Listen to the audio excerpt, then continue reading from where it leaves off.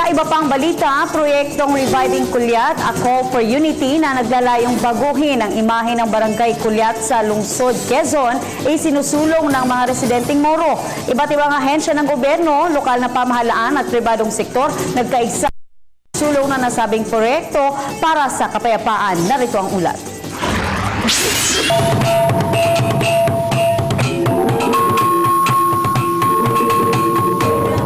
Sari-sari man ang mga isyong bumabalot sa umma o ang Muslim community sa Pilipinas, layon pa rin ng mga Pilipinong Muslim ang magkaisa, mabuhay ng payapa at makipagtulungan sa buong sambayanan.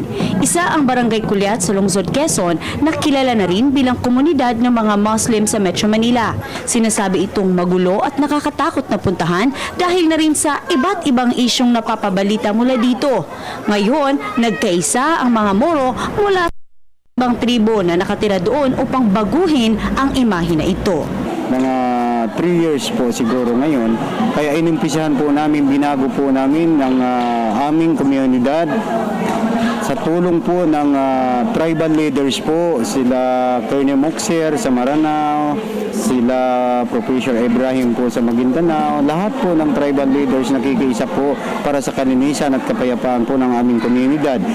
Noong unang panahon po, ang pinakamaruming barangay po sa buong Quezon City, itong Barangay Kulyat po sa paningin ng tao. Ang aming bisis po na malaking pagbabago ang Barangay Kulyat, naging po ang Barangay Kulyat ngayon sa pag-umpisa namin sa buong Quezon City ay nagtanggap po ng Barangay Kulyat ng award galing sa Quezon City Government dahil po sa pagpapatupad po namin ng kalinisan at kaayusan dito sa aming komunidad. Kasama ang mga residente, sanipuwersa ang mga otoridad at pampublikong sektor na nagkaisa upang ilunsad ang pagpapanatili ng kaayusan na nasabing barangay. Ito ang Reviving Kulyat, A Call for Unity na proyekto na inorganisa ng Philippine Ramadan Tent sa tulong ng mga tanggapan ni Quezon City Vice Mayor Joy Belmonte, Amin Party List Representative Hataman, National Commission on Muslim Filipinos, Department of Health, Maynilad, PNP, AFP at ng iba't ibang pribadong sektor. The slogan is term, it's unity. Pagkakaisa po ng ating mga kapatid na Muslim na naninirahan dito sa loob po ng Kulyat para ipamulat sa kanila muli at muling buhayin sa mga puso nila yung pagkakapatiran ng mga Muslim. Ito po ay pinapanawagan natin yung ating mga kapatid na mga Muslim at mga kapatid na hindi Muslim na magbigay ng kanilang voluntary help. Dito nagkaroon ng pagkakataon ng ating mga kababayan na magkaisa sa pamamagitan ng bayan.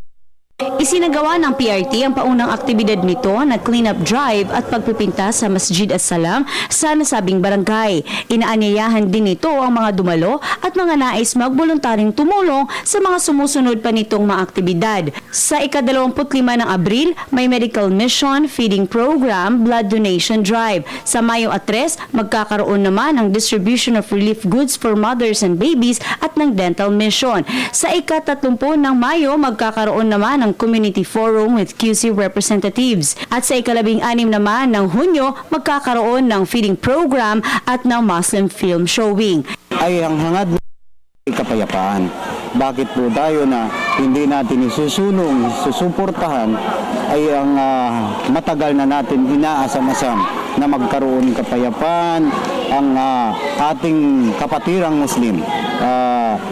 Palagay ko po, dito na ang katapusan ng kahirapan ng sambayan ng Pilipino, hindi lang po Muslim, kung magkaroon na po yung tunay na kapayapaan.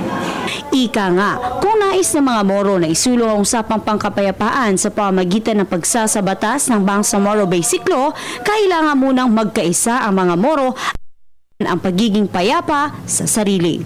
Para sa Telebisyon ng Bayan, Princess Habiba Sarip.